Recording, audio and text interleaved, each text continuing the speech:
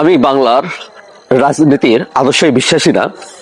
কারণ বাংলার রাজনীতির আদর্শ হচ্ছে সেকুলারিজম, গণতন্ত্রের।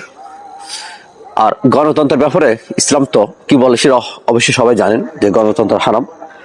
এই হারাম নিয়ে যে আপনি ইসলামের ভালো বলেন বা আপনি যদি বলেন আমি কি গণতন্ত্র নিয়ে ইসলাম প্রতিষ্ঠাতা করব, আমি 100% লিখিতভাবে বলতে পারবো গণতন্ত্র নীতি দিয়ে কখনো বাংলাদেশের বাংলাদেশের বুকে বলেন বা বিশ্বের যে কোনো প্রান্তরে বলেন, কখনোই আপনি এই গণতন্ত্র দিয়ে ইসলাম প্রতিষ্ঠিত করতে পারবেন না। এই জন্য আমি কখনোই ইসলামিক রাজনীতি দল বলেন, যত রাজনীতি দল হোক বা যত ট্যাগ আসুক, আমি কখনোই এই দলগুলোর সাথে সম্পৃক্ত না, আবার এবং এই দলের রাজনীতি আদর্শ বিশ্বাসী না। হ্যাঁ, তবে দল হিসাবে আমি তাদেরকে ইসলামিক দল হিসাবে তাদেরকে আমি অবশ্যই সাপোর্ট করি। বিপরীত দলের তুলনায় অবশ্যই আমি ইসলামী দলগুলোর সাপোর্ট করি।